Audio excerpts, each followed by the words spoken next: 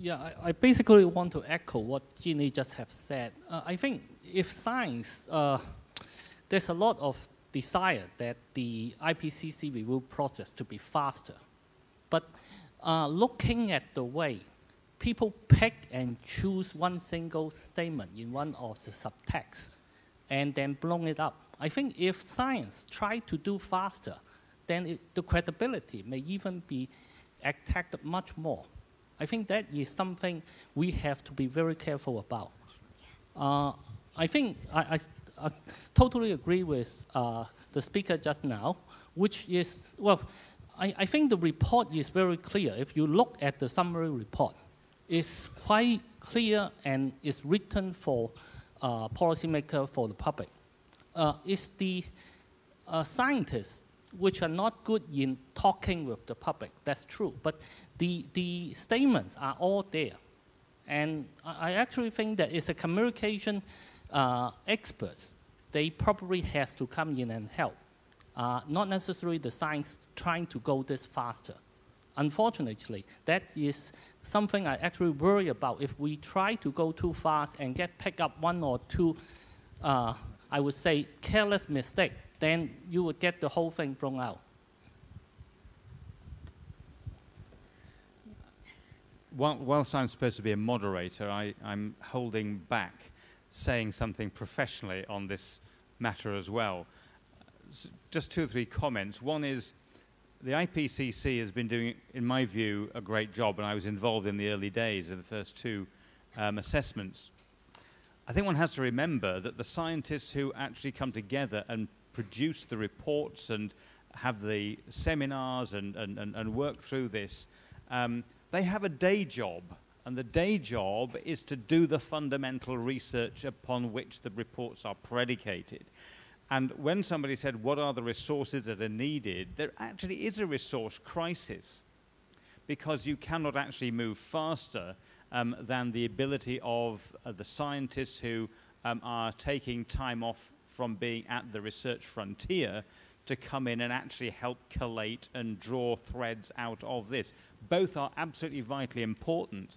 So what we actually need to do is we need some resource to help the process more effectively, to maybe have more graduate students and postdocs, and people can actually help with the fundamental research, whilst the policy translation activity is also going on.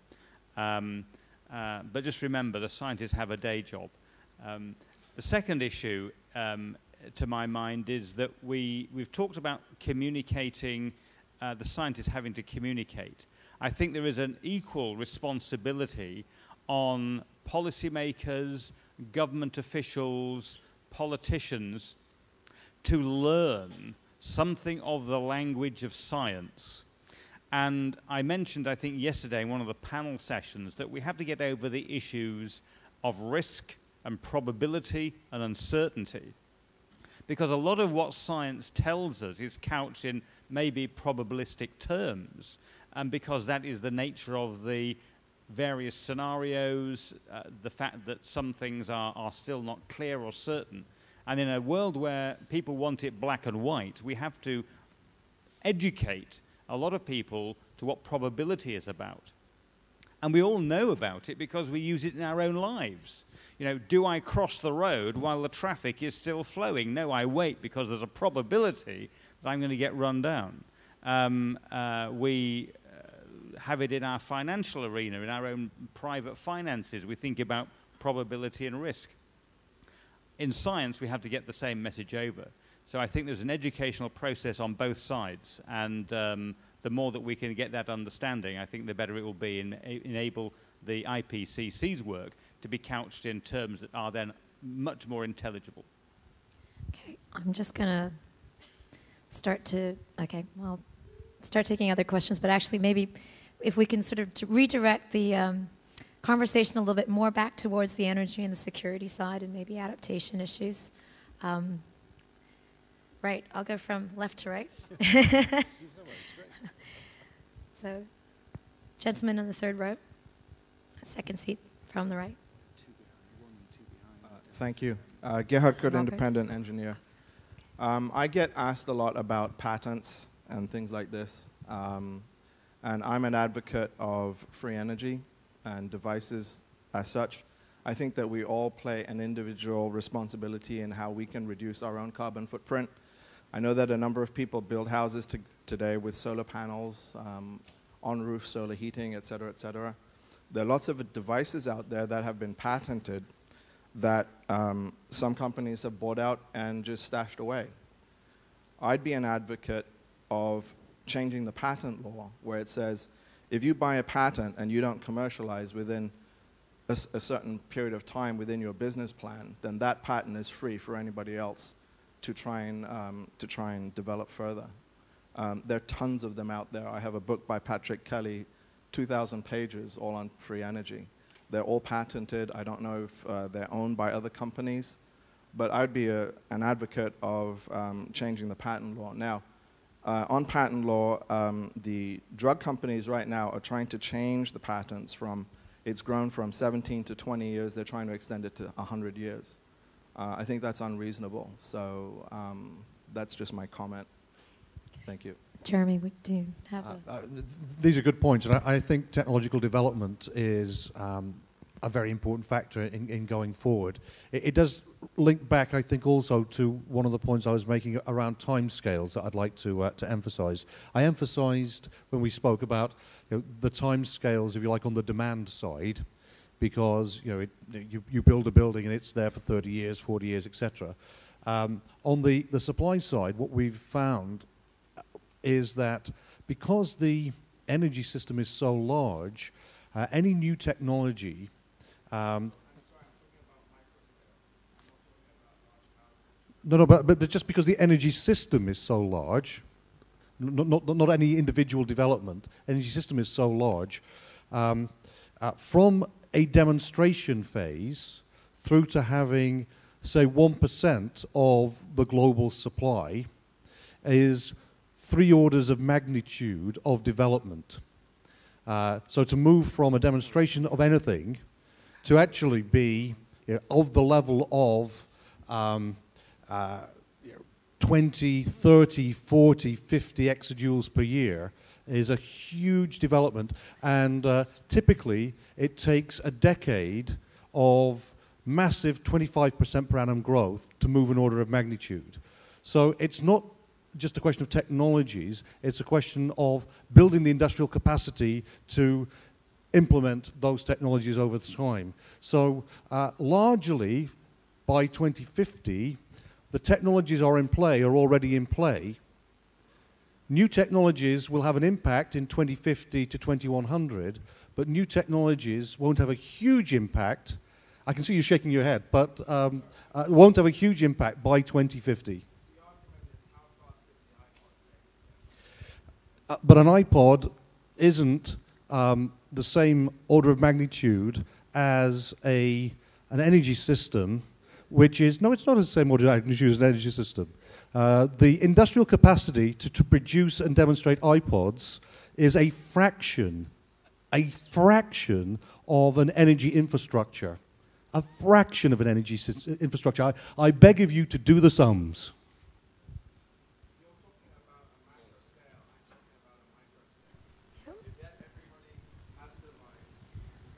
It's probably, I guess the topic is distributed generation in a way. Yeah, I think distributed generation has an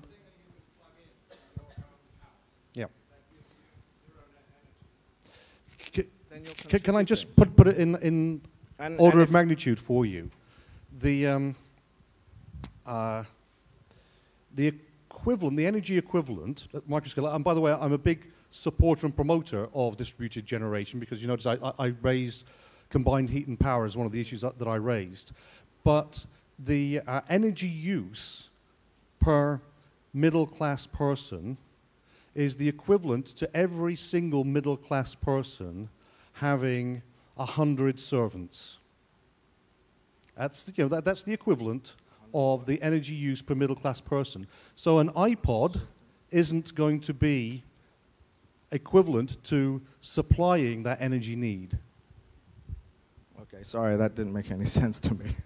No, simply just do the sums. And in terms of energy use per head, and the work you could get out of a human being, it's equivalent to that. Okay, we'll take two. I think there are two more questions behind Professor Lau. Yes. Hello. Oh, yeah. My name is Sebastian Lange. I work with the United Nations Human Settlements Program, also in the field of energy, urban energy, and I'm also here for the C40 workshop. Just question towards technology that goes a little bit, I mean, we need to distinguish between sectors that consume energy, and building sector, for instance, is a large fraction, and the technology is no rocket science that can cut down on energy costs. Their technology is available if it is not patented and put away somewhere. But I would like to ask the panel to comment on technology change. I mean, if I look into your, Mr. Bentham, one of your graphs indicated that fossil fuels will still play a role in the next 50 years, and the fraction of renewables will just be very small compared to the fossil fuels. They almost stay on the absolute terms of the demand, and I suppose also the consumption at the same level. So are you actually thinking of sequestering all that carbon that is emitted through that consumption? That's one question. Second question, is there any change for a sustainable technological transition towards renewable energies? I mean, could we use the remaining fossil fuels to go into like a solar age that would actually make it possible to use renewable energies? I mean, from a petroleum company, my third question would be very interesting to see what Shell is doing in the field of renewable energies. Thank you.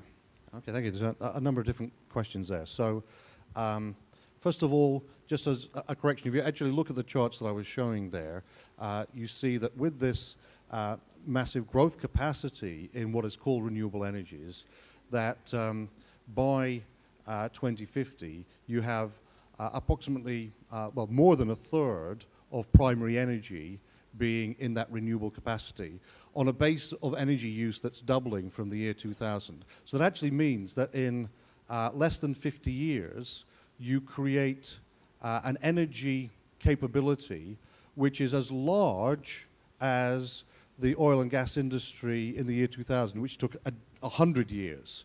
So it's a very, very aggressive pace of technology deployment. Another aspect that we get caught in language a little bit, and we think of renewables as somehow being free and easy. Now, if you're wanting to, for instance, invest in a power generation plant, a lot of the cost of that is to do with the amount of material you need in order to create that. So a coal-fired power station costs round about 2 to 3 times as much as a gas-fired power station. A wind farm of the same capacity costs 5 times as much. So there's 5 times as much stuff that's going into creating that as well. So it's important not to just think about the fuel, but think about the whole picture of what you're doing.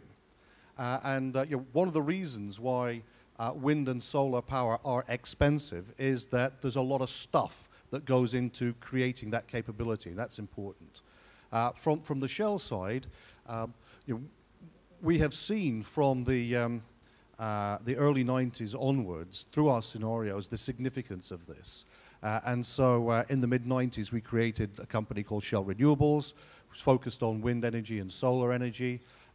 We've grown that over time. We're actually quite a large wind energy player. Solar, we found that other companies did it better than us, so we moved out of solar PV largely. We also, I used to be the chief executive of Shell Hydrogen, which plays into that kind of alternative energy space as well.